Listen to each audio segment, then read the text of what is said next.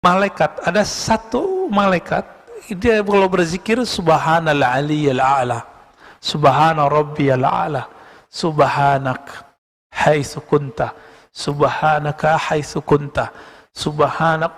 Isinya para malaikat itu subhanallah, subhanallah, subhanallah. Ketika kita sholat baca subhanallah, subhana rabbil azim, subhana rabbil a'la, itu udah sama kayak ibadah seluruh malaikat yang ada di langit sana, Pak. Syaratnya satu, mengenal yang kita sebut, yaitu Allah Subhanahu wa ta'ala. Malaikat itu dari awal dicipta bacaannya satu aja, subhana rabbil a'la wa bihamdi, subhana rabbil azim wa bihamdi. Apa? Jadi malaikat A subhana rabbil a'la, malaikat B subhana rabbil azim, malaikat ini subhana rabbil azim wa bihamdi. Semakin banyak zikirnya, semakin mulia malaikat itu. Nanti akan semakin banyak sayapnya.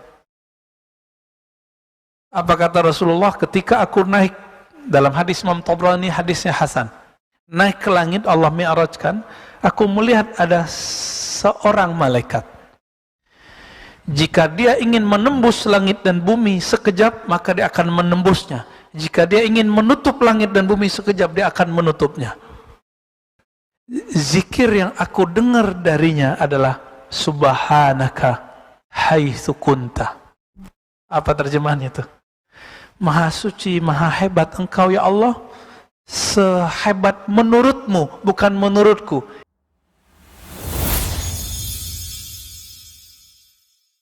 Nah, saya lagi nunggu-nunggu nih ya kabarnya. Saya mendoakan kebaikan sih bagi mereka. Orang-orang yang ngomong begitu, semoga Allah kasih pelajaran aja dia. Dan itu sudah terbukti. Udah beberapa dai-dai yang ngomong begini, itu Allah kasih langsung pelajaran. Kena COVID. Ya. Ada yang mu'alaf, mohon maaf. Ini teman-teman kalau ada yang mu'alaf, jangan jadi ustadz dulu deh. Jadi santri dulu bentar. Terus aja. Jadi santri setahun, 2 tahun, habis itu mau ceramah silakan. Ini mu'alaf seharusnya nggak dikasih panggung, Pak. Kalau dikasih panggung, cukup untuk testimoni tentang kenapa dia beragama Islam. Jangan malah kemudian berfatwa. Ya. Ini menyedihkan fakta umat kita hari ini. Ya, semoga ini Allah perbaiki dan kita perbaiki.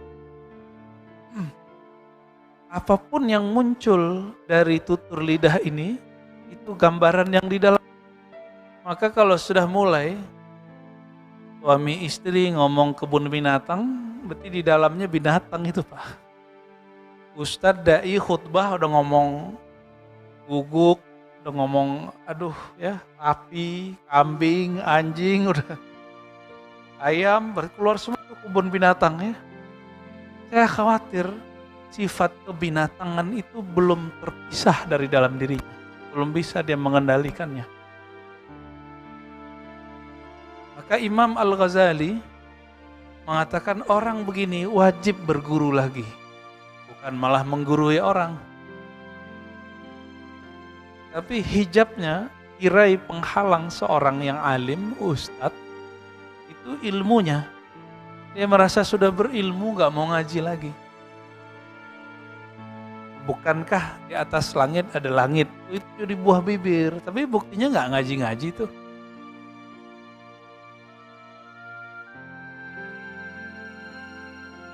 Kita sedih nih ulama banyak meninggal, habaib banyak diambil nyawanya oleh Allah. Benar nggak? Buktinya apa? Mau nggak ngaji? Wah sedih nih, ya ini nangis-nangis ulama meninggal. Kazib, bohong.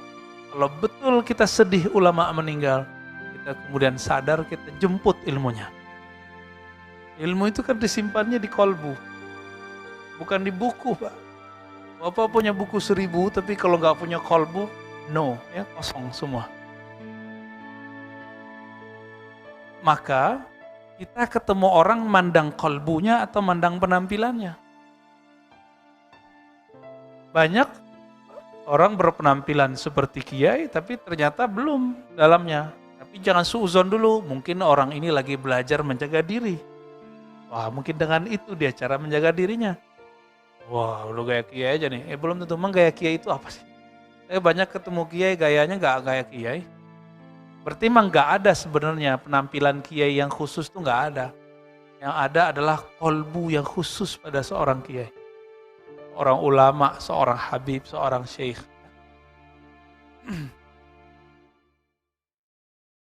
Orang di dalam kolbunya penuh kebencian, maka kalimat yang keluar apa? Benci, nyerang orang terus. Masih ingat sebelumnya kita sudah membagi karakter manusia, ada karakter binatang ternak. Maka kalau ngomong isinya syahwat, duit, makan, males, udah gitu aja isinya. Kalau dia, males berarti ini karakter binatang ternaknya masih kuat. Disebut karakter bahimiyah. Ya. Imam Ghazali nulis di kitab Kimia Us-Sa'adah, beliau menyebutkan ini membuat orang males.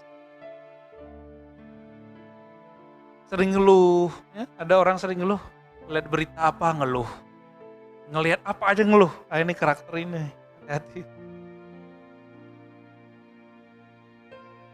Sedangkan yang kedua, karakter yang mana? Masih ingat? Karakter binatang buas. Binatang buas ini mau cari kesalahan orang terus, ingin menguasai orang terus. Ini kelihatan dari diksi-diksi kalimatnya. Kalau dia seorang suami istri, pengennya menguasai pasangannya, pengennya menghardik pasangannya, pengen nyari kesalahan di keluarga, jadi di rumah itu nggak ada yang nyaman. Jadi kenapa di rumah kita sering tengkar misalnya, itu karena karakter ini masih dipelihara. Kalau dia seorang guru, seorang mu'alim, seorang ustadz, maka mimbar-mimbar jadi kotor, Pak. Mimbar-mimbar jadi kotor. Cuma karena beda politik, kalimat sesat keluar. Kalimat-kalimat kafir keluar. Nah, hati-hati ini. Ini kita sudah melalui di tahun-tahun sebelumnya. Semoga tahun ke depan gak terjadi lagi itu. Berapa banyak kantor-kantor di zaman-zaman pemilu kada sebelumnya, masjidnya itu betul-betul bikin sakit telinga, Pak. Sampai beberapa sahabat saya udah gak mau lagi Jumatan. Kenapa nggak mau Jumatan, kita tanya. Bikin dosa, Ustaz. Apa yang terjadi? Oh, ternyata masjid, mimbarnya sudah menjadi ajang orang menyampaikan luapan emosinya. Nah, ini menyedihkan.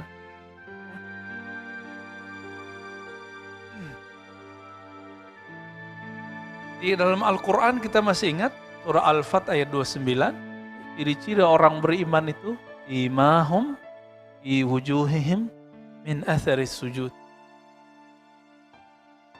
Tanda keimanan mereka itu adalah ada bekas sujud di wajahnya. Wajah itu bahasa Arab, bisa artinya wajah ini, bisa artinya sesuatu yang menghadap kepada manusia. Atau yang menghadap kepada Allah. Maka kita menyebut wajah itu wajahiyah lilladzi fataras samawati wal ardh. Aku hadapkan wajahku kepada pencipta langit dan bumi. Wajah juga berarti ada wajah zahir, ada wajah batin. Wajah zahir menghadap makhluk, tapi wajah batin menghadap Khalik. Kalau wajah batinnya menghadap Khalik, pasti kalimat yang keluar adalah nama-nama indah dari Sang Khalik. Inilah yang disebut man ahsaha dakhalal jannah. Allah punya 99 nama. Siapa yang ahsaha, mengulang-ulangnya, merenunginya, memasukkannya ke dalam kalbunya, pasti itu yang keluar. Maka tidak mungkin kendi gelas teko yang berisi hitam, kopi, keluarnya susu. Tidak mungkin. Kecuali kopi susu, gado-gado lagi. Isinya air mineral, putih bening, pasti keluar bening. Jadi kita nggak usah kemudian menilai orang, cukup kita nilai diri kita sendiri. Saya kalau dengerin khutbah itu kadang ngeri-ngeri sedap. Ngeri khutbah. Nah, saya juga dalam sebulan itu mungkin ada 2 kali itu nggak khutbah. Cuma pengen dengerin khutbah. Kita pengen belajar juga gimana sih menjadi pendengar yang baik, Biasanya didengerin orang mulu, ya serem juga Pak. Itu di mimbar itu ada setan juga. Setan popularitas Pak di sini. Ada setan apa lagi? Setan pengen dihargai. Makanya beberapa khotib itu marah-marah di mimbar ngelihat jamaahnya tidur. Dia nggak usah marah ya. Kadang-kadang orang merem, dia denger, kan bisa begitu. Kenapa dia tidak berhusnuzon kepada orang, berbaik sangka? Nah, penyakit orang hari ini suka berburuk sangka. Nah, berburuk sangka itu sifat dari yang ketiga Pak, setan. Nah, karakter ini banyak pada kita. Jadi kita nggak usah bermusuhan sama setan dulu, bermusuhan sama diri dulu. Inna ada ika, mabanyana janbai. Imam At-Tabari ketika menyebutkan bekas sujud ada di wajah mereka, sujud di situ artinya kerendahan hati. Betul kalau orang dia kuat sujudnya, jidatnya hitam, itu juga masuk. Tapi jidat hitam itu zahirnya, batinnya apa? Ada ketundukan di dalam hatinya. Sujud intinya apa? Ketundukan atau sekedar kepala kita ke bawah? Ketundukan. Maka bapak-bapak yang Allah kasih jidatnya hitam harus lebih tunduk dari kita-kita yang jidatnya gak hitam. Ya, itu amanahnya berat tuh. Ya. Kadang-kadang setan itu ngomong, waduh jidatmu hitam nih, kamu ahli sujud nih, hati-hati. Kita baca aja ta'awuz, a'udzubillah minasyaitonirrajim. Kadang-kadang gak lewat jidat Pak, lewat kopiah. Kadang lewat baju, kadang lewat sarung, kadang lewat serban. Tergantung setannya mau masuk dari mana. Karena setan mengalir dalam semua pembuluh darah kita. Jadi gak ada yang selamat Pak di sini. Jadi kita mau gimana aja jadi wali Allah, tetap masuk tuh setannya. Hanya satu yang tidak bisa diakses oleh syaitan, qalbu. Nah, saya sudah pernah sebutkan sebelumnya, Imam Suhrawardi mengatakan dalam kitab Awariful Ma'arif, syaitan, iblis itu meminta izin kepada Allah, ya Allah izinkan aku untuk bisa masuk kepada qalbu manusia, akses was-was qalbu manusia. Apa kata Allah? Tidak boleh, ya, tidak diizinkan. Kenapa? Qalbu itu hanya tempat nama Allah. Nah, di sini kelihatan Pak, iblis itu dari dulu pengen ngambil kekuasaan Allah gitu. Kenapa iblis itu jadi iblis? Karena dia ingin menjadi sekutunya Allah. Maka Allah kasih tahu, kamu hanya dapat izin masuk melalui pembuluh darah hambaku. Gak boleh masuk ke kolbu. Kolbu itu raja. Jadi iblis itu karena keinginannya menyaingi Allah, maka dia terlaknat di sisi Allah Subhanahu wa Ta'ala. Tapi coba dilihat di sini, iblis bisa ngomong kepada Allah nggak? Berarti iblis itu secara kasar, penyingkapan rohani itu dia bisa bertemu Allah. Maka tidak jaminan orang yang dibukakan kolbunya, pikirannya, alam gaib, lalu dia jadi benar. Itu sebabnya ilmu-ilmu kebatinan tidak selalu membuat orang dapat hidayah. Kenapa? Kadang-kadang kemampuan dia mengakses alam gaib itu membuat dia tambah sombong. Nah, sekarang agak menyeramkan ini. Di YouTube itu banyak sekali sekarang konten-konten yang berisi kebatinan. Akhirnya semua orang bisa mengakses. Ya, ke depan lihat aja Pak, bahkan banyak orang aneh-aneh nanti ngomong aneh aja ya. Jadi Imam At-Tabari menyebutkan selain bermakna bekas hitam di wajah, maka bekas sujud itu artinya adalah cahaya sujud. Apa itu cahaya sujud? Cahaya ketundukan. Nah, maka ciri-ciri orang yang punya pribadi sujud, dia suka ngalah. Ngalah itu bukan berarti kalah, sepakat nggak? Nabi berapa kali ngalah? Ngalah dari orang Taif. Akhirnya anak-anak orang Taif jadi mukmin semua. Yang kedua, ngalah dari orang kampungnya, Mekah. Akhirnya orang Mekah menjadi Muslim semua. Kapan Nabi ngalah dari orang Mekah 2 kali? Pertama saat beliau keluar. Ngalah itu, nggak mau polemik. Yang kedua, tahun ke-6 Hijriah, udah nyampe di gerbang Mekah, diusir. Kira-kira gimana Pak? Kita banyak nih, rame nih, kita hancurkan Mekah bisa? Umar mengatakan, ya Rasulullah, apakah agama kita benar? Apakah engkau benar-benar Rasul? Kok ngalah gitu? Jadi dalam pikiran Sayyidina Umar, benar itu mesti menang. Sedangkan dalam targetnya Nabi, menang itu belum tentu benar. Ya, gimana yang dicari? Cari kemenangan dengan cara yang benar. Ternyata itu tahun ke-6, baru terbuka 2 tahun lagi. Tahun ke-8 tidak banyak, boleh dikatakan tidak ada pertumpahan darah kecuali yang melanggar perjanjian. Menang benar itu Nabi. Maka kadang-kadang orang-orang, ya mohon maaf, anak-anak muda itu kalau berjuang punya harokah itu nggak sabaran, maunya berontak aja ya. Nah ini kolbunya belum dirawat sebenarnya. Nah, kita dulu juga begitu. Nah apa kata beliau? Setiap orang yang menyimpan nama Allah di kolbunya, maka pasti keindahan nama itu keluar. Fa'af'alul jawarih tabi'atun li ahwalil qulub. Maka keadaan zahir itu adalah buah dari kebeningan kolbu, ahwalnya kolbu. Jadi kolbunya bening, amalnya bening. Kolbunya tunduk, orangnya suka sujud. Kolbunya tawadu, orangnya suka ruku.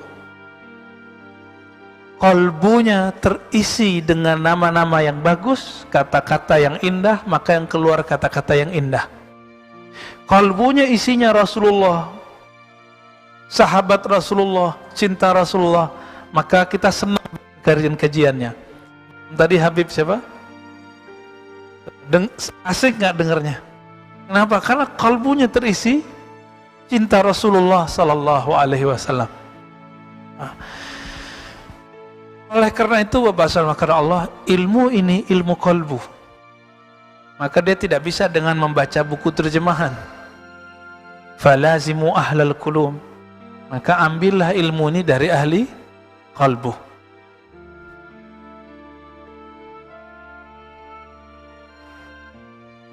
Apa kata beliau di sini? Orang yang di dalam qalbunya ada kejahilan kepada Allah, maka ketika dia berkata-kata, ketika dia berbuat, pasti ujungnya jahiliyah. Tapi jika di dalamnya mengenal Allah, maka orang itu sudah punya arah. Siapa yang punya arah dalam hidup? Orang yang mengenal Allah. Kita mau ngapain sih? Ya. Perjuangan kita mau ngapain? Ya mohon maaf pengurus masjid, ini ngurus masjid buat apa? Mau gagah-gagahan, mau khidmah kepada Allah, atau mau apa? Orang yang konflik di satu yayasan, satu pesantren, sama Pak. Jadi konflik seperti yang ada di satu masjid, itu di pesantren juga terjadi. Pesantren ustadz enggak semua. Ustadz semua, kejadian di mana-mana, tanya cuma pesantren, dan itu sudah lumrah. Maka beliau katakan ya di kalimat sebelumnya kan ada ya, la tastaghrib wuqu'ul aqdar manumta fi hadhihi dar.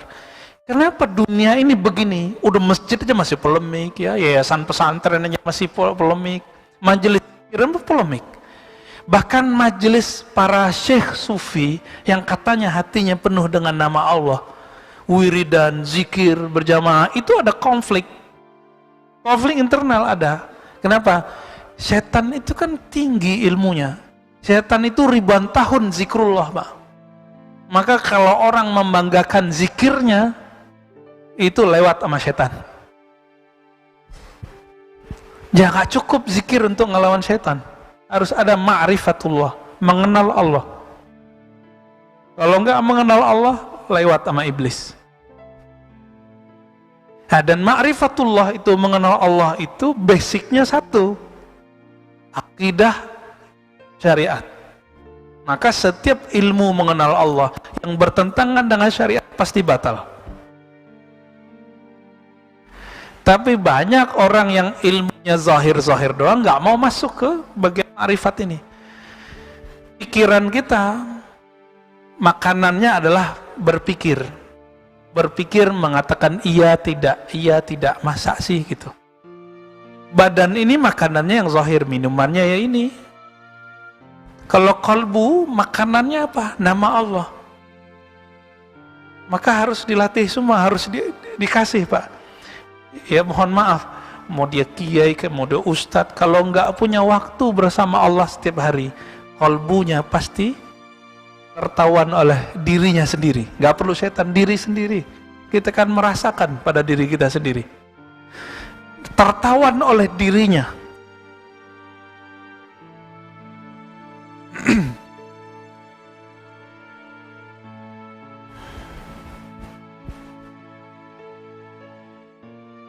Maka orang-orang yang merasakan hal seperti itu, langkahnya cuma satu. La budda ayyakuna lahu mursyidun yursyiduhu, murabbin yurabbih. Ya, dia mesti punya guru pembimbing yang bisa membimbingnya. Kita sholat fisik aja ada gurunya, masa sholat rohani gak ada gurunya? Sujud secara fisik diajarin gak sama guru kita? Tapi sujud secara rohani udah diajarin belum? Kan belum. Kenapa? Inti dari sujud itu adalah mengenal Allah, bukan hanya zikir Pak. Nah, inilah rahasianya ketika disebut kenapa kita kalau sujud ruku baca subhana rabbil azim atau subhana rabbil a'la atau subhanakallahumma wa bihamdika. Ternyata ketika Nabi naik ke arah sana, sebelum naik Nabi melewati langit pertama, langit kedua, ketiga, keempat sampai ketujuh. Apa kata beliau? Yang saya dengar malaikat, ada satu malaikat, dia kalau berzikir subhanal aliyal a'la, subhana rabbiyal a'la, subhanak haitsu kunta, subhanaka haitsu kunta, subhanak. Isinya para malaikat itu subhanallah, subhanallah, subhanallah. Ketika kita sholat baca subhanallah, subhana rabbil azim, subhana rabbil a'la, itu udah sama kayak ibadah seluruh malaikat yang ada di langit sana Pak. Syaratnya satu, mengenal yang kita sebut, yaitu Allah subhanahu wa ta'ala. Malaikat itu dari awal dicipta bacanya satu aja, subhana rabbil a'la wa bihamdi, subhana rabbil azim wa bihamdi. Apa? Jadi malaikat A subhana rabbil a'la, malaikat B subhana rabbil azim, malaikat ini subhanarabbil azim bihamdi. Semakin banyak zikirnya, semakin mulia malaikat itu. Nanti akan semakin banyak sayapnya. Apa kata Rasulullah ketika aku naik, dalam hadis Imam Tabrani, hadisnya Hasan, naik ke langit, Allah mi'rajkan, aku melihat ada seorang malaikat. Jika dia ingin menembus langit dan bumi sekejap, maka dia akan menembusnya. Jika dia ingin menutup langit dan bumi sekejap, dia akan menutupnya. Lalu aku berkata, zikir yang aku dengar darinya adalah subhanaka haitsu kunta. Apa terjemahannya itu? Maha suci, maha hebat engkau ya Allah, sehebat menurutmu, bukan menurutku. Inilah makna subhanallah. Allah maha suci, tidak perlu kita sucikan. Maka kesuciannya Allah karena dialah yang suci. Maksudnya dibolak-balik gitu ya. Allah itu suci bukan karena kita baca subhanallah gitu. Tanpa kita baca subhanallah, Allah sudah suci belum? Maka kalimat ini bukan untuk mensucikan Allah, tapi untuk menyatakan aku betul-betul meyakini ya Allah engkau maha suci. Itu maknanya. Jadi tolong diluruskan. Tasbih-tasbih kita selama ini bukan kita sedang membersihkan Allah. Allah nggak butuh. Allah nggak butuh Pak. Yang perlu dibersihkan kalbu ini dengan nama Allah itu.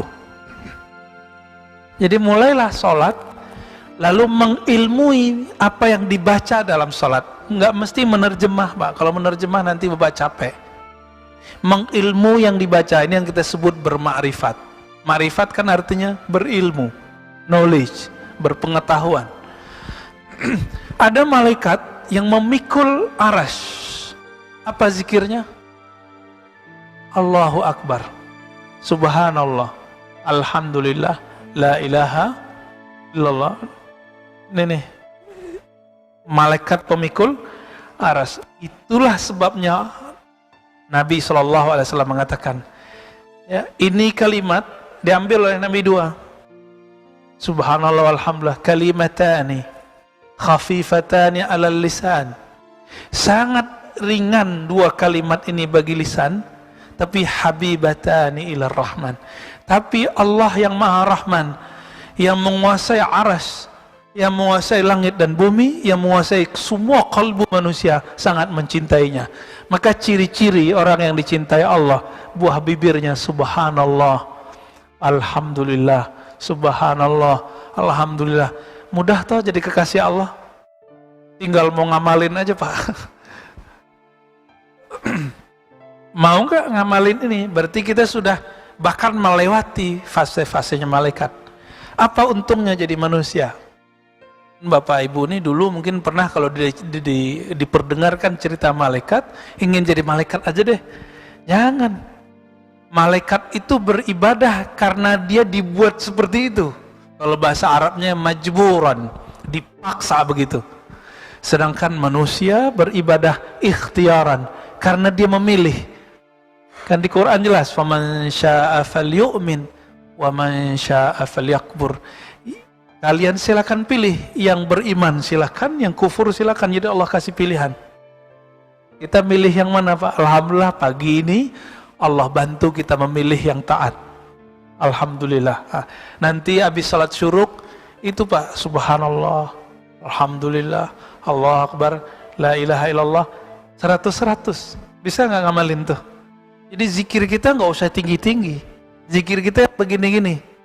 Kecuali sudah belajar zikir khusus, ada namanya zikir kolbu. Nah, tambahan lagi tuh Pak, nanti zikirnya lebih berkualitas rasanya.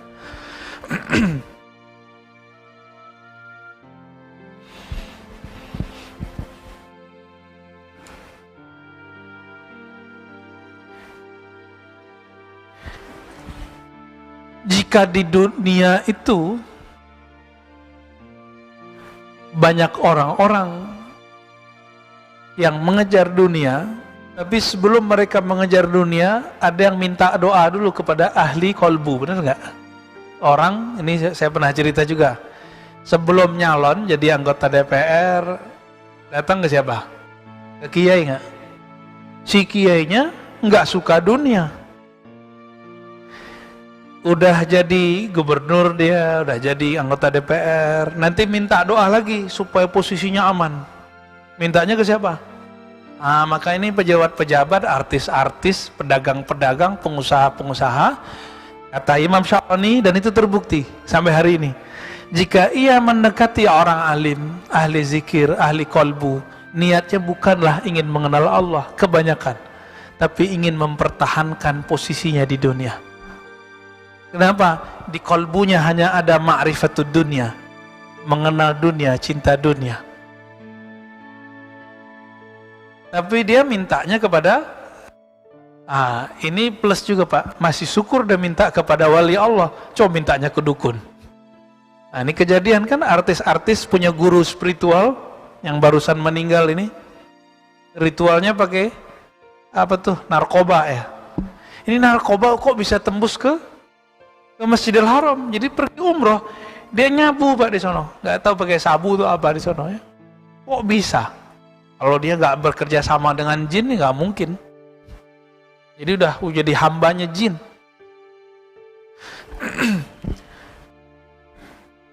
Di antara orang alim, kenapa ada orang alim yang berkarisma? Kita lihat. Ini karismanya grade-nya A, yang ini grade-nya B, ini C. Kita berasa begitu. Kenapa Pak? Karena kemuliaan seorang alim tergantung ilmu yang disimpan di kolbunya. Ahli fikih, kemuliaannya di ilmu fikih, ilmu zahir, yang tampak-tampak. maka ilmu yang tidak tampak dia nggak bisa bahas. Jadi ahli fikih itu nggak akan bisa membahas sholat khusyuk. Kalau dia bahas sholat khusyuk kita ketawa, atau malah nyusahin orang. Ciri-ciri ahli fikih kalau bahas sholat khusyuk apa? Caranya cuma satu, memahami yang dibaca. Ya repot, kalau yang nggak kuliah, nggak nyantri kan repot Pak. Kuliah agama atau santri di pesantren. Ini bapak-bapak ini akan kelimpungan. Di sini dulu ada kursus bahasa Arab. Hasilnya apa? Ya. Kita bertahun-tahun ngaji Pak. Banyak yang nggak jadi di pesantren. Tanya teman-teman kita yang tamat pesantren. 6 tahun, 7 tahun di pesantren, pas kuliah hilang. 6 tahun di pesantren, dagang hilang, jadi PNS hilang. Kok bisa begitu? Ya begitulah ilmu. Ilmu kalau nggak diasah, nggak ada asa, pergi deh. Ada ahli kolbu. Ahli kolbu ini bertingkat-tingkat juga. Ada yang kolbunya bisa mengenal nama Allah, nama doang. Orang ini sudah spesial. Kalau dia doa, dia tahu cara manggil nama Allah. Ini bapak ini, kalau saya panggil, hoi, hoi, hoi, hoi, sini, mau nggak datang? Pasti nggak mau datang. Ya, ada seorang tamu saya datang ke tempat pusat kajian kita di Ciputat. Dia udah ngerasa sesuatu ya. Datang ke saya, terus tasnya di belakang. Dia trek-trekin orang belakang, sini, tas gua. Ya orang bingung, kamu manggil siapa? Sebanyak itu orang di dalam. Nggak ada yang mau ngambilin, akhirnya dia ngambil sendiri tasnya. Kenapa? Karena nggak memanggil dengan nama. Itu baru makhluk, apalagi Allah. Allah itu mengatakannya, walillahil asmaul husna. Allah punya nama-nama yang indah. Nah, maka ada rumus Pak, silakan dijadikan kaidah dalam diri kita. Apa kaidahnya? Pengenalanmu kepada Allah dimulai dari pengenalanmu dengan nama Allah. Nah, seberapa banyak nama Allah kita kenal, sebanyak itulah pengenalan kita kepada Allah. Ini level 1 Pak. Orang di sini udah jadi kekasih Allah, udah wali Allah orang begini. Jadi dia tahu nama Allah. Maka jika dia berdoa, dia memanggil, itu bukan dengan lisannya dia memanggil, tapi dengan kalbunya. Kenapa? Karena Allah hanya memandang kalbu, tidak pernah memandang lisan.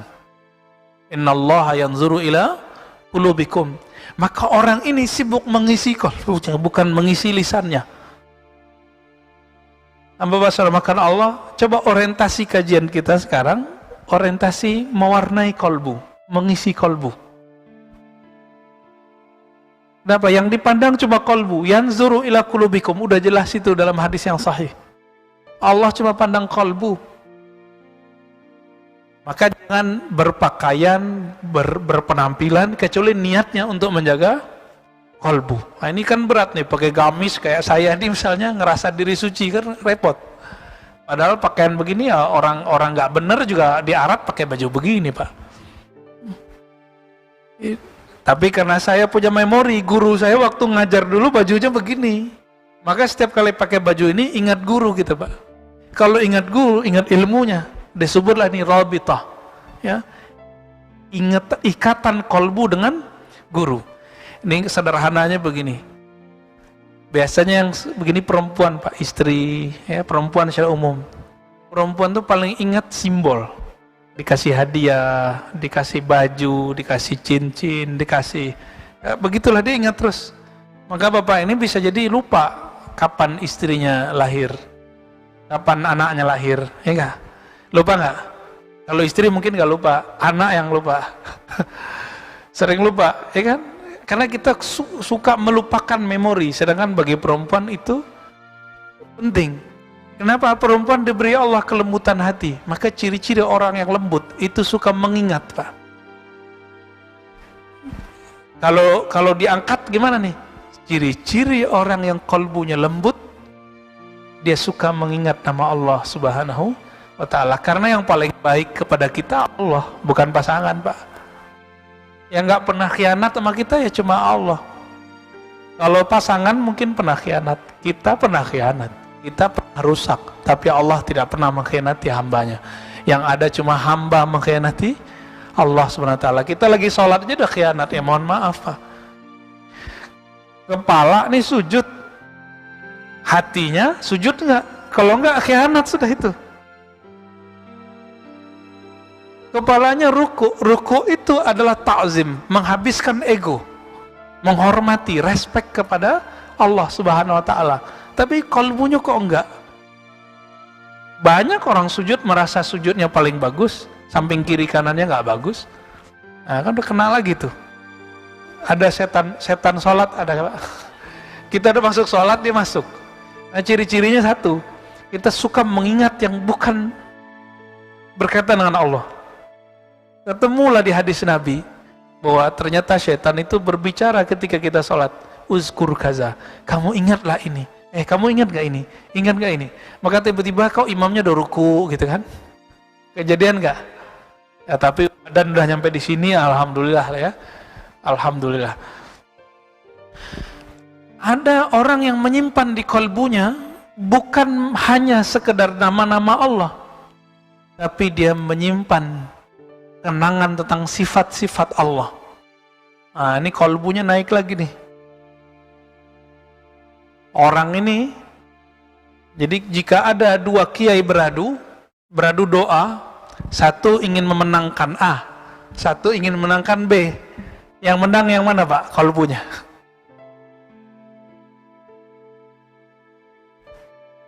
Yang sudah sampai mengenal sifat Allah.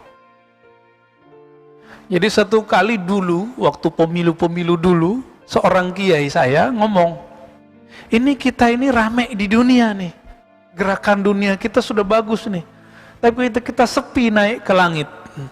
Maksud beliau adalah, kita ini rame, kawar-kawar di WA, mendukung fulan, tapi jarang yang menembus langit ketika berdoa. Maksudnya gimana?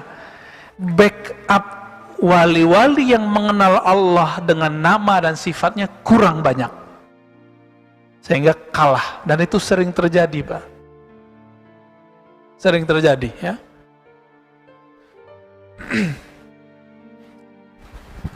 Di antara wali-wali itu ada yang paling tinggi. Jika di masa kenabian, nabilah orangnya.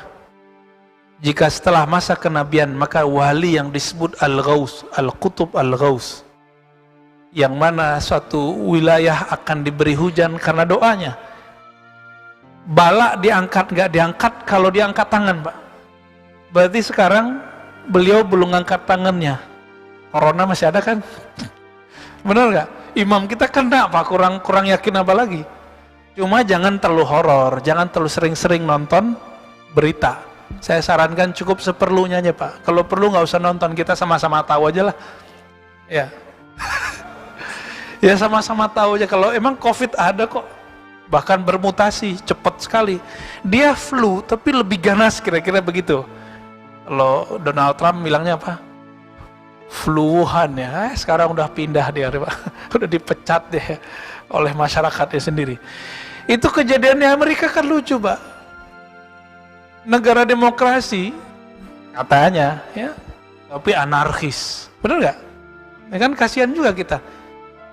Ini resiko demokrasi, tapi demokrasi gitu-gitu aja, jarang terjadi penggulingan, itu jarang. Kembali ke teks ini.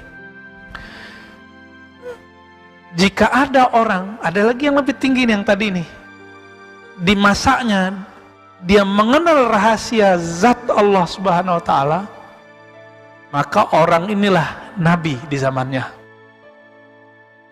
Kalau hidup di zaman kita masih ada nabi nggak? Nggak ada nabi.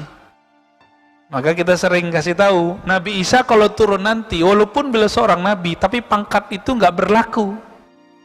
Beliau nabi, iya, tapi pangkat itu nggak berlaku. Bahkan beliau nanti bertugas menutup kewalian umat Nabi Muhammad. Betapa canggih dan mulianya umat kita. Penutup kewaliannya adalah seorang nabi, yaitu Nabi Isa alaihissalatu wassalam. Nah, ini kolbu-kolbu para nabi dan wali-wali yang agung itu itu isinya adalah mengenal zat Allah Subhanahu wa taala. Yang kalau mengenal ini gak bisa dibahasakan dengan bahasa yang mudah. Salah ngomong dikit bisa zindik, Pak. Ya. Nah, di antara mereka ini, nah jika beradu nih Pak, kiai yang mengenal asma, kiai yang mengenal sifat, kiai yang mengenal zat. Kalau beradu doa di langit siapa yang menang? Yang mengenal zat Allah. Ya samalah di dunia ini, orang yang megang wali kota, orang yang megang gubernur, sama yang megang presiden, mana yang menang? Nah, kira-kira begitu Pak. Paham di situ ya?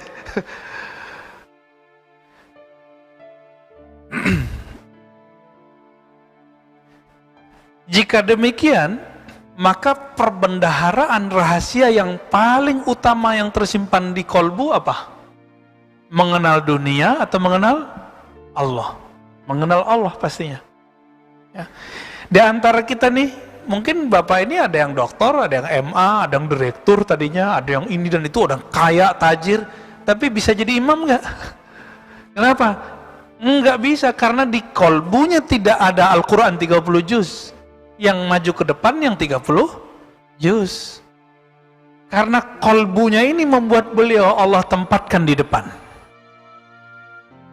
Kira-kira seperti itu ya. Mau atasan tetap aja ya di belakang, mohon maaf bokongnya imam. Benar gak Pak Mirwan?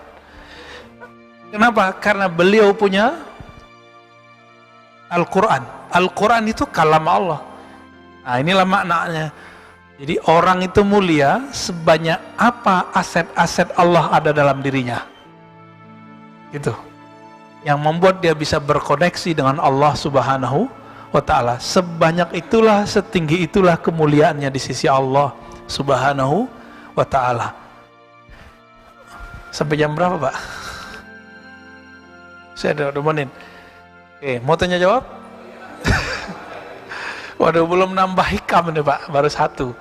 Tapi ini sudah mengena sekali, saya pun sangat terpukul dengan kalimat ini. Ya, sangat tertampar dengan kalimat ini.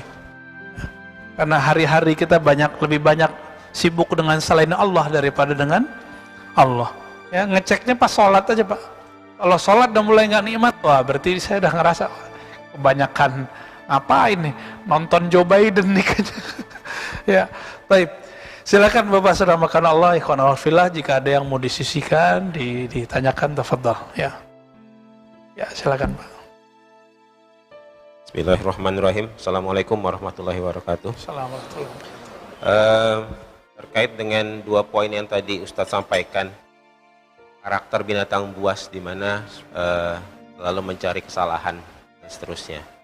Tapi di sisi lain kita yang laki ini juga ada kewajiban untuk menjaga keluarga dari api neraka.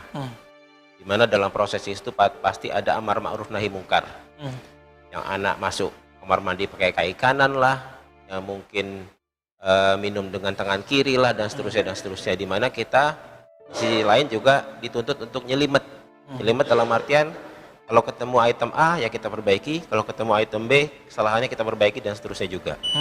Apakah itu masuk karakter apa di mana threshold kita nih? Di mana batasannya antara mencari kesalahan dan memperbaiki yang nyelimet-nyelimet itu yang notabene juga bisa terjadi banyak. Apalagi kalau misalnya anak, maaf kata nih bagi orang-orang tua yang menyelokal anaknya di sekolah umum ataupun mungkin sampai sekolah Katolik, nauzubillah, ya itu di mana hal tersebut tidak ditempa di sekolahnya. Beda dengan sekolah-sekolah yang Islam terpadu mungkin kesalahannya lebih sedikit sehariannya. Itu item pertama, itu pertanyaan saya yang pertama. Terus yang pertanyaan saya yang kedua terkait juga dengan threshold atau batasan. Tadi Ustadz bilang jangan menilai orang, tapi di sisi lain Rasulullah juga bersabda kepada kita untuk memilih teman. Memilih teman pasti ada penilaian, peninjauan, dan penilikan. Kita harus tahu karakter dia seperti apa, keseharian dia seperti apa, barulah kita ujung-ujungnya juga menilai dalam tanda kutip, yang akhirnya memutuskan kita berkawan atau tidak dengan beliau itu. Jadi balik ke sana, sampai di mana nih threshold kita? Terima kasih. Assalamualaikum warahmatullahi wabarakatuh. Assalamualaikum warahmatullahi. Apa batasannya? kita sedang menegakkan amar ma'ruf nahi mungkar di keluarga dulu ya, atau di komunitas kita, dengan justru mencari kesalahan orang atau menghakimi orang, apa bedanya? Coba lihat Rasulullah SAW di keluarganya beliau, ketika terjadi sebuah konflik, itu cara beliau meluruskan bukan dengan kalam, tapi dengan ahwal. Ahwal itu keadaan. Jadi namanya lisanul hal. Orang tuh mandang bukan lisan kita, tapi yang dipandang apa? Apa yang kita tumbuhkan dari dalam diri ini. Contohnya nih anak. Anak tuh gak butuh banyak teori, Pak. Anak tuh cuma butuh contoh. Ternyata sifat-sifat kekanakan itu gak bisa hilang dari dalam diri kita. Jadi childish itu gak bisa hilang. Maka bapak ini jujur aja, senang didongengin, diceritain, atau senang baca sendiri? Ceritain aja kan, sama anak-anak tuh begitu. Jadi gak usah banyak teori sama anak. Jadi anak itu tidak pernah memandang kalam kita. Yang dia pandang cuma perbuatan. Nah, Nabi pernah berkata kepada para sahabat, kalian ini seperti anak-anakku, aku seperti orang tua kalian. Kalam ini terbukti, Pak. Di musim haji, Nabi SAW nyuruh para sahabat gak putus wudhu. Gak ada yang dengar. Selevel Nabi loh, Pak. Maka kalau ada bapak sini ustadz, guru, pengurus masjid kurang didengar jamaah, jangan baper dulu. Nabi pernah kejadian begitu. Lalu apa yang dilakukan Nabi? Nabi masuk ke tenda beliau, wajah beliau agak sedih. Lalu bertanyalah istrinya, wahai Rasulullah, apa gerangan yang terjadi? Dijawab oleh Nabi, aku ajak para sahabatku, tapi mereka nggak ada yang mau. Apa kata istri beliau? Wahai Rasulullah, mereka tidak melihat kalammu, yang dilihat adalah perbuatanmu.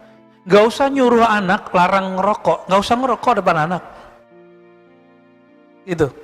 Ini kan paling, ya apa istilah orang sekarang, menggelikan. Larang anak ngerokok, dia ngerokok depan anak. Nyuruh anak sholat, dia gak sholat depan anak. Nah ini jadi masalah. Jadi cukup kita sholat, Pak. Anak nanti suka ngelihat. Bahkan kalau anak itu sudah cinta sama kita, dia naik-naik ke punggung, jangan dimarahin. Itu masuk itu. Kalau anak itu udah berani naik ke punggung kita ajak dia sujud bareng. Itu rohani, dia ikut, Pak. Maka Nabi SAW ketika jadi imam sholat, Hasan Husain yang paling sering naik Husain, karena Husain paling kecil, itu Nabi biarkan ikut sujud bahkan lama, sampai sahabat tuh ada yang iseng-iseng kepalanya gak naik dikit ngelihat ke depan, ngintip lagi sujud. Di zaman itu belum ada peraturannya, dibolehkan. Ternyata Nabi lama dinaikin oleh anaknya lagi pengen asik-asikan sama Rasulullah.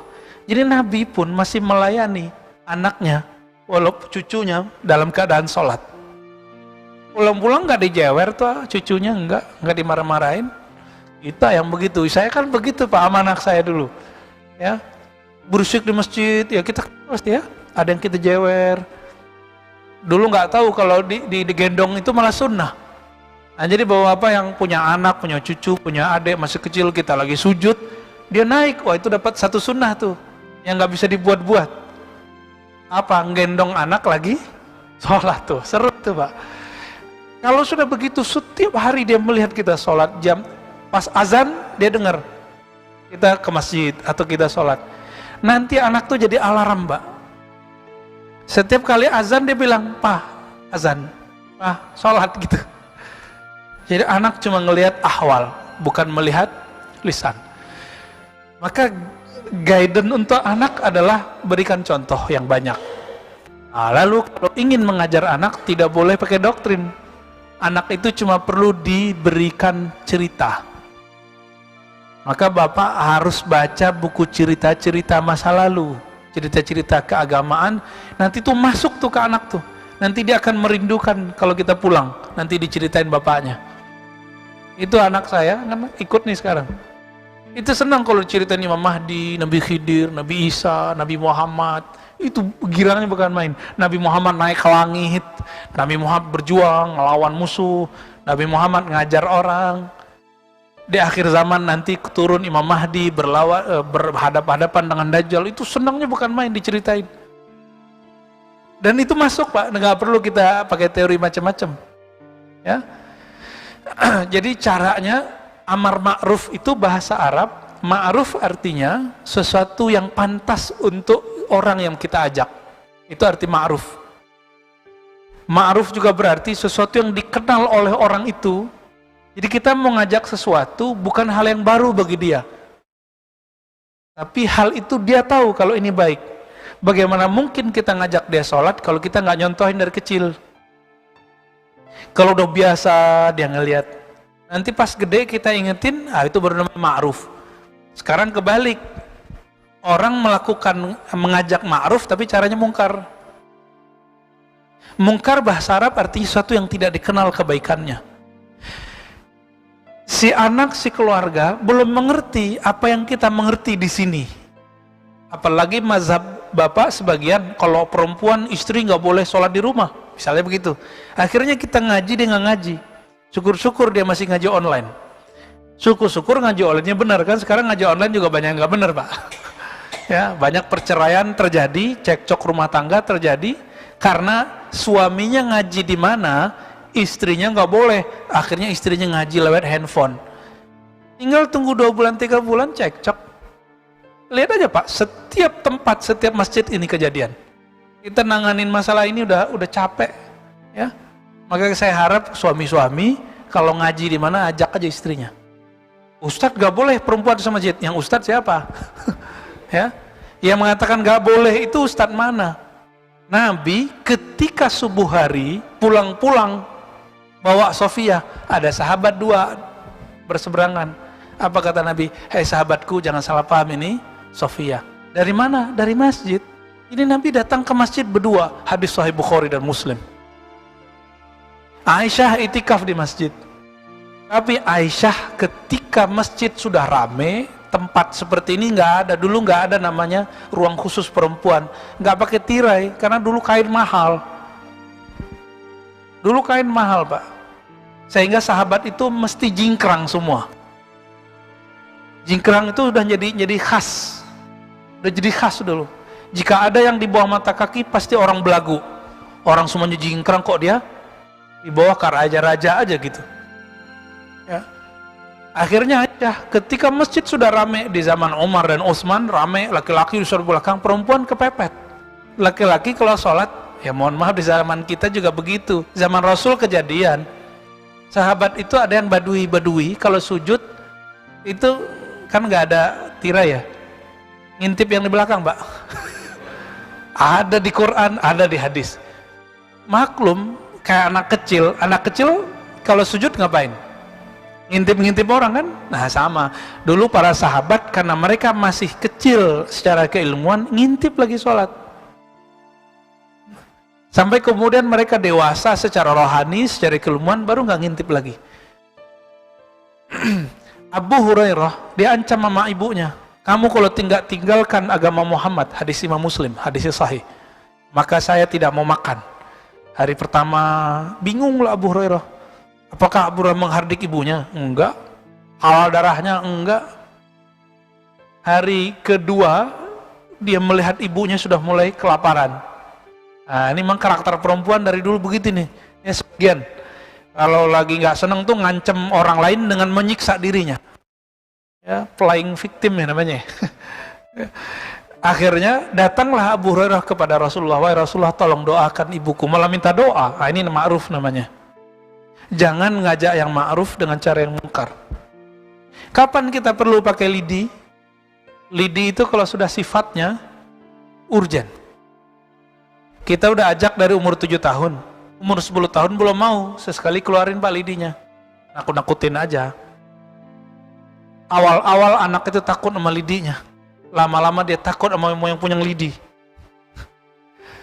Kalau udah dewasa, dia bukan hanya takut sama yang punya lidi, dia takut dengan yang menciptakan lidi dan yang punya lidi, yaitu Allah Subhanahu wa Ta'ala. Itu yang disebut ma'ruf. Jadi ma'ruf itu memahamkan apa yang kita ajak, itu pertama. Yang kedua, menghantarkan dia kepada pemahaman itu secara bertahap. Nah, ini yang disebut ma'ruf. Kalau sudah melalui tahapan ini, lalu anak itu melanggar, keluarga kita melanggar, baru kita nahi mungkar. Jangan kebalik-balik. Ini satu paket, nggak boleh dipisah-pisah. Jadi amar ma'ruf nahi mungkar nggak boleh dipisah-pisah. Baik. Yang kedua tadi tentang, saya lupa Pak, menilai orang. Nabi kan bersabda, al-mar'u ala dini khalilih. Seseorang itu karakternya tergantung karakter komunitasnya. Maka kita perlu melihat karakter mana yang mau kita ambil. Jadi melihat orang ini pantas nggak jadi teman atau tidak pantas, bukan untuk menilai dia, bukan untuk menjudge dia, tapi kita untuk menjaga diri. Itu boleh Pak. Ini yang dikatakan oleh Sayyidina Ali. Ya, hati-hati terhadap musuhmu cukup sekali, tapi hati-hati terhadap temanmu berkali-kali. Karena teman itu paling gampang untuk jeblos kita. Bapak nggak ngerokok nih misalnya, nanti kalau punya teman yang ngerokok ada aja cara masuknya. Walaupun hukum merokok diperdebatkan ya. Jadi kita memandang orang, perbedaannya karakter reptil. Kalau sekarang kita nyebut karakter reptil. Otak reptil kan ada di sini ada. Itu kalau mandang orang itu musuh, Pak. Mandang orang itu keburukannya. Lalu dia hindari. Bedanya apa manusia? Manusia kalau memandang orang lain, kalau muncul misalnya karakter buruk pada orang itu dia amalkan hadis Nabi, al-mar'u al-mu'min mir'atul li akhihi. Seorang mukmin cerminan bagi saudaranya. Imam Sya'rani mengatakan, jika kita melihat keburukan pada orang lalu kita nggak suka, maka coba bercermin, kalau saya bersifat itu pasti orang nggak senang juga. Nah itu maksudnya. Jadi semua dipulangkan ke kita, bukan untuk menjudge dia. Nah, ini perbedaan cara pikir ahli hukum dengan ahli kolbu. Ahli hukum kalau ngelihat orang untuk ngejudge dia Pak. Tapi kalau ahli kolbu melihat orang nanti dipulangkan ke dirinya. Kalau saya jangan begitulah gitu. Ya. Oke, silakan. Entah. Terima kasih. Assalamualaikum warahmatullahi wabarakatuh. Assalamualaikum warahmatullahi wabarakatuh. Ini agak berkaitan juga dengan pertanyaan tersebut, tapi ingin lebih jelas. Jadi dalam kita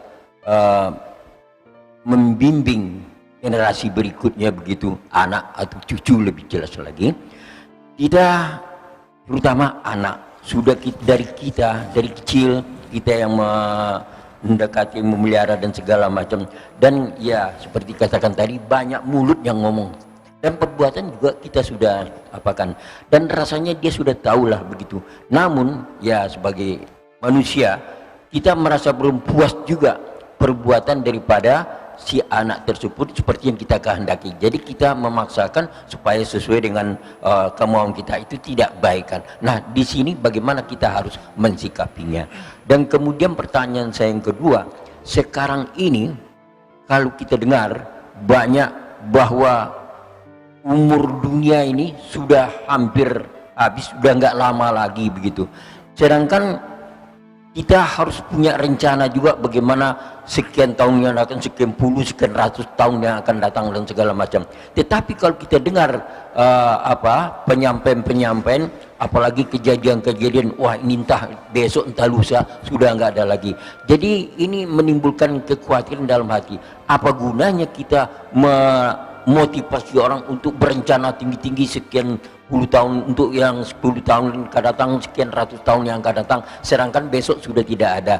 Jadi bagaimana kita menetralisir dan harusnya mensikapi keadaan-keadaan ini, dan supaya kita hendaknya bisa menjadi contoh juga untuk supaya sama-sama berharap kepada ketentuan Allah. Terima kasih. Assalamualaikum. Yang kedua aja Pak ya, yang pertama udah kejawab tadi ya. Kajian akhir zaman maksudnya ya. Kajian akhir zaman kok bikin cemas. Emang tujuannya itu Pak. Jadi kajian akhir zaman itu supaya kita waspada, biar nanti kalau kejadian nggak kaget. Jadi kajian akhir zaman itu salah satu sunnah Nabi. Nabi itu pernah bercerita tentang akhir zaman, dimulai dari ya sampai zuhur nggak berhenti, asar lanjut lagi, terus maghrib lanjut lagi, sampai besok terus. Sampai 2 hari 2 malam. 2 hari 2 malam, gak berhenti-berhenti. Itu Nabi cerita akhir zaman aja kerjaannya. Sehingga sahabat itu ada perasaan ketakutan. Cuma kan beliau bersama Nabi, apa kata Nabi? Ana hajijun alaikum. Ya, kalau nanti Dajjal keluar, saya yang akan jadi hujah kalian, yang melawan mereka. Maka nggak usah khawatir, nanti kan ada pewaris Nabi, namanya Al-Mahdi. Allah itu adil, Pak. Bahkan rahmatnya lebih banyak daripada keadilannya. Kalau kita minta keadilan Allah, wah kita masuk neraka semua. Sholat kita nggak ada yang khusyuk, ya, ilmu kita nggak ada yang mumpuni, ikhlas kita dipertanyakan semua. Karena Allah itu berbicara selalu dengan rahmatnya. Maka Bismillahirrahmanirrahim lebih banyak. Nggak usah khawatir, Pak, nanti. Itu sengaja, kan tugasnya Nabi basyiran wa nazira. Basyiran wa nazira. Memberi kabar gembira, memberi kabar menakutkan. Dua-duanya harus dipakai oleh Rasulullah biar kalbunya kuat. Ntar kalau cuma cerita-cerita keindahan doang, surga-surga doang, ya nggak ada shocknya, Pak. Cerita surga juga Nabi beragam. Nabi cerita surga ada ke berbagai macam sahabat. Akhirnya sekarang disalahfahami itu cerita Nabi.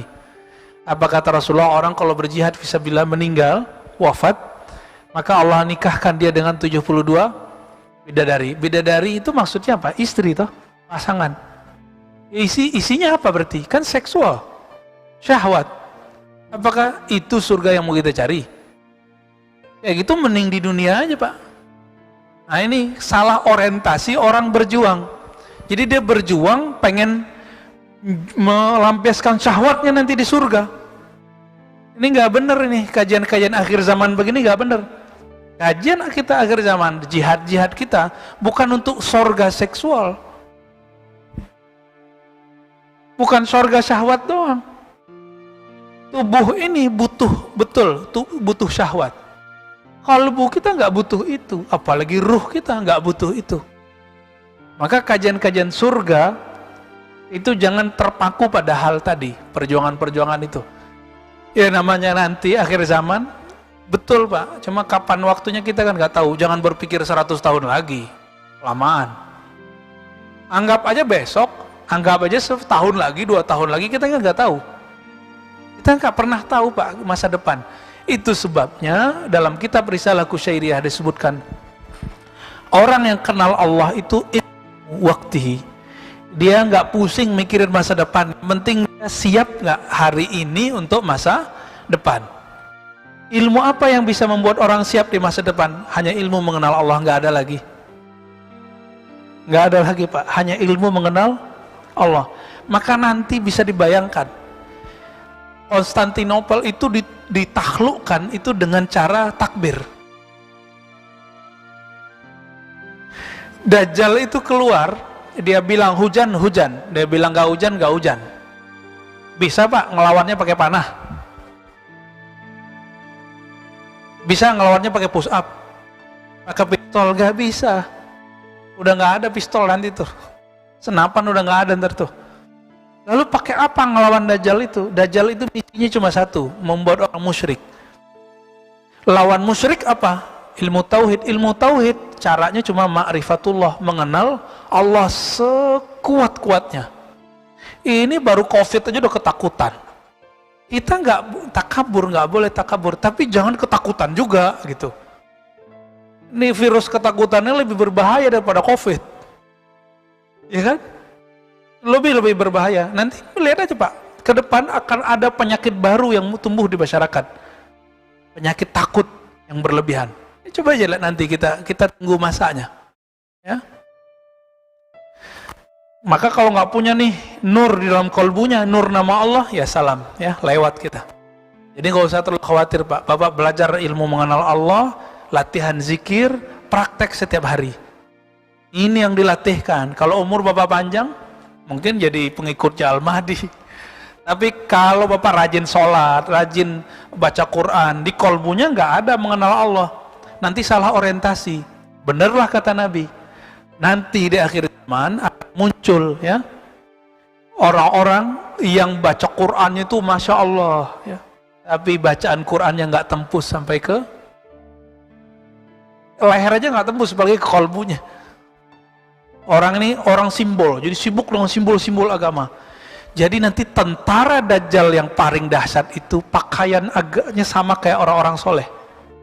Tapi dia mau bunuh orang-orang yang dianggap berbeda faham sama dia.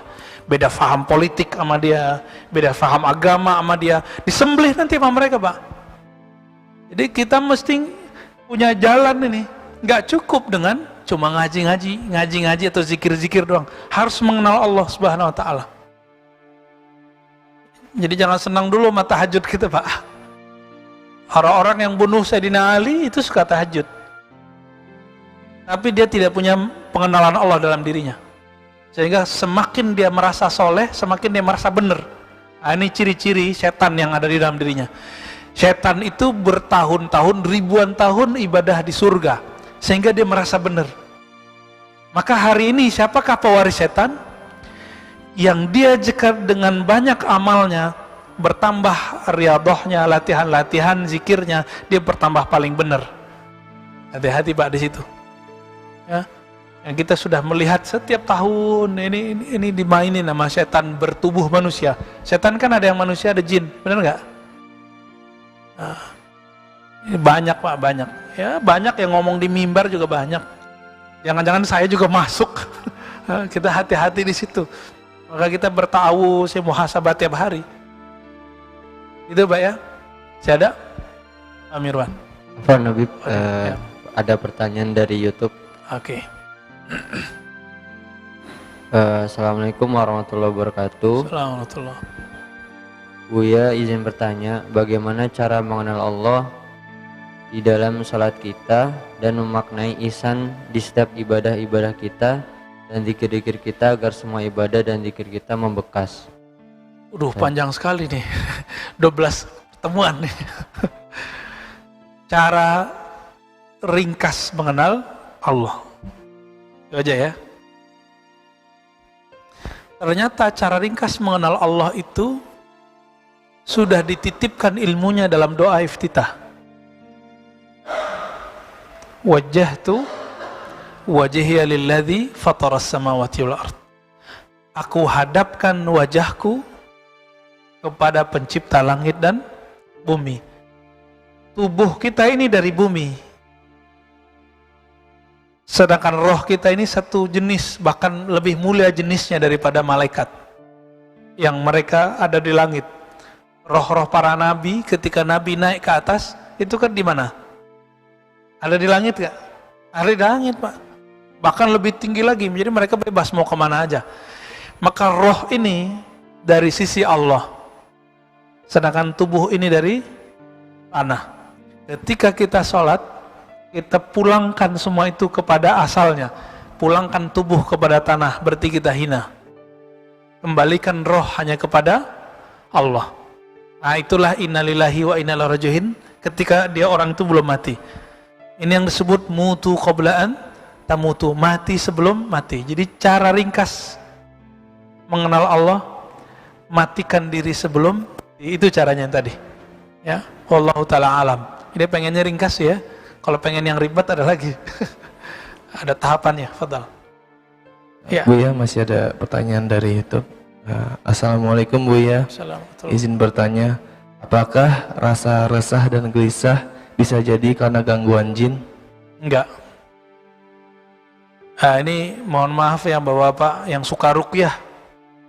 Ruqyah itu sekarang banyak yang sudah terjebak kepada praktek kebatinan, bukan ngikutin sunnah Nabi lagi. Rasa resah itu sebabnya cuma satu. Surat Ar-Ra'd ayat 28. Ketahuilah hanya dengan menyebut nama Allah qalbu menjadi damai, tenang. Maka dibalik, ketahuilah qalbu menjadi resah, gelisah jika tidak menyebut nama Allah. Biasanya nanya lagi tuh orang, Ustadz saya sudah zikir, saya sudah nyebut nama Allah. Kan sudah.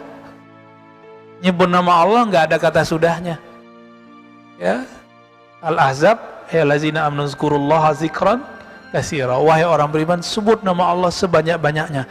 Maka kebahagiaan orang di dunia, ketenangan jiwa orang di dunia itu tergantung berapa nama Allah yang dia simpan di kalbunya. Berapa time, berapa lama dia menyebut nama Allah dalam jiwanya. Jadi bukan karena jin. Jangan buruk sangka, nanti jadi penyakit jiwa. Ya, jadi orang-orang yang suka berprasangka kepada jin, jin jadi bingung, kok nyalain gua? Ya, nanti jadi gila-gila separuh pak, khawatir. Kalau datang ke dokter psikiater, dibilang wah ini punya masalah kejiwaan, ini kan bahaya. Ya, isi saja dengan nama Allah. Kalau belum tahu tekniknya, cari ahlinya. Ini kesalahan kita cuma satu aja, sakit fisik datang ke dokter fisik, gitu kan, sakit kolbu nggak mau datang ke dokter kolbu. Atau bingung kali ya, bingung, ini banyak di ustadz-ustadz yang mana nih, jangan-jangan ustadznya juga bermasalah kolbunya. Ya semua kolbu kita bermasalah, ya, ngerti nggak cara menyelesaikan masalah? Nah carilah guru ustadz bukan yang suci, tapi yang bisa menyelesaikan masalah itu. Gitu. Dia tahu tekniknya. Ada lagi? Cukup? Terakhir ya. Assalamualaikum warahmatullahi wabarakatuh. Assalamualaikum. Tadi ma'ruf artinya mengingatkan ya Ustaz ya? Bukan ma'ruf amin Pak ya? Itu dia saya mau tanya. Saya mau tanya apa, mau mengingatkan ma'ruf amin tapi ya susah masih ini. Ya. Pertanyaan saya begini Ustaz, tadi dikatakan kan banyak, kalau orang atau calon-calon minta doa kepada ulama supaya dia jadi gubernur, jadi bupati atau apapun namanya, berdosa enggak ulama ini untuk mendoakan orang ini? Karena dia tahu ini bukan untuk kebaikan, untuk mendapatkan sesuatu dari orang itu. Demikian. Assalamualaikum warahmatullahi wabarakatuh. Namanya ulama, tentu dia lebih mengerti dari kita. Itu rumus pertama. Barangkali hal yang menurut kita buruk, tapi dia melihat ada sisi baiknya. Saya masih ingat dulu almarhum Kiai Hashim Muzadi ya, salah satu kiai yang menurut kita sangat karismatik, dicintai semua golongan ya. Beliau dulu membersamai Megawati, masih ingat? Ditanya orang kan diprotes, Anda kan kiai, NU pula, kok malah membersamai partai yang lambangnya merah-merah begini nih? Jawaban beliau apa? Kalau saya tidak membersamai Bu Megawati, maka yang membersamainya orang selain saya yang dia punya agenda lain yang berbeda dengan agenda kita. Pikir-pikir ya juga ya. Jangan-jangan begitu Pak. Jadi main-main sandiwaraan ini memang dahsyat. Nabi itu sandiwara, pura-pura bukan Nabi kan 40 tahun. Itu Nabi sandiwara aja itu Pak. Kan beliau sudah ngerti dari kecil bahwa beliau Nabi. Ya sandiwara jadi tukang ternak, jadi pedagang. Itu sandiwara Rasulullah.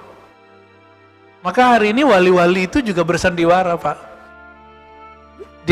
Dia ada maksud. Maka rumus pertama Bapak pegang. Namanya ulama yang mengenal Allah, dia lebih tahu rahasianya dibandingkan kita. Dan yang kedua, dosa nggak? Kalau ulama pasti tahu dia cara doa. Kalau yang minta ini orangnya bakal nggak bener, pasti doanya ya Allah luruskan orang ini. Kalau nggak usah deh naikin gitu. Pasti doanya begitu Pak. Atau seperti ulama di Al-Azhar, Syekhul Azhar dan ulama Hayatul Kibar, itu mereka ketika ada ini maju, dilihatlah mana yang paling sedikit mudaratnya.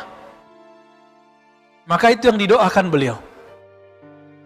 Itu sebabnya kita bingung juga nih, Mursi naik pakai demokrasi, tapi diturunkan. Ternyata di tengah jalan, menurut ulama Al-Azhar sudah ada orientasi yang berubah, yaitu kan ijtihad mereka, kita nggak paham juga sampai sekarang.